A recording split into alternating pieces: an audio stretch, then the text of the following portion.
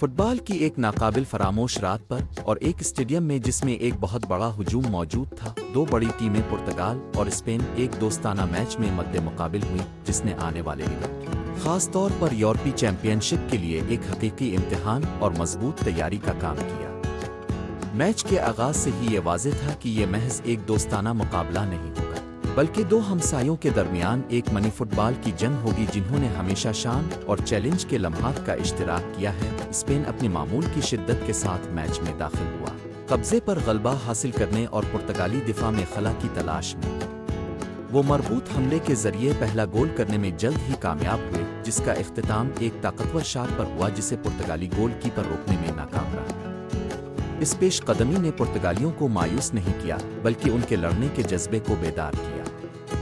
انہوں نے اپنے کھلاڑیوں کے تجربے اور ذہین حرکت پر بھروسہ کرتے ہوئے، بالخصوص اسٹار کرسٹیانو رونالڈو، جنہوں نے اعتماد اور طاقت کے ساتھ اپنے ملک کے حملے کی قیادت کی، انتظار طویل نہیں تھا۔ ہسپانوی دفاع میں گہرے جادوئی پاس کے بعد پرتگال نے ایک نہ رکنے والے شاٹ کے ساتھ جواب دیا، برابری کا اعلان کیا جس نے میچ کو سکوائر ون پر واپس لایا اور شائقین کے جوش کو ایک بار پھر بھڑکا دیا۔ دوسرے ہاف کے آغاز میں اور دونوں کوچز کی جانب سے حکمت عملی کی تبدیلیوں کے درمیان پرتگال نے ایک بار پھر ہسپانوی گول کو خطرہ میں ڈال دیا اور کارنر کک کے عین مطابق ہیڈر کے ساتھ دوسرا گول چھیننے میں کامیاب ہو گیا جسے درستگی کے ساتھ انجام دیا گیا، لیکن اسپین نے اپنے طریقے سے ہار ماننے سے انکار کر دیا اور مڈ فیلڈ پر دوبارہ کنٹرول حاصل کر لیا، منظم حملوں کی ایک نئی لہر شروع کر دی۔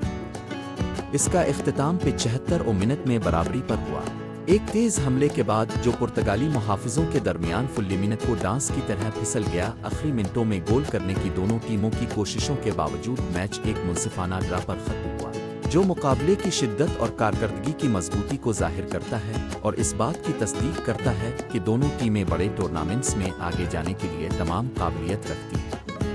یہ صرف نام کا ایک دوستانہ میچ تھا، لیکن حقیقت میں یہ ایک منی فٹ بال کی مائک کاوی تھی جس کے ابواب شاید بعد میں کسی آفیشل میچ میں دہرائے جائیں گے، جس کا سب کو بے صبری سے انتظار ہے۔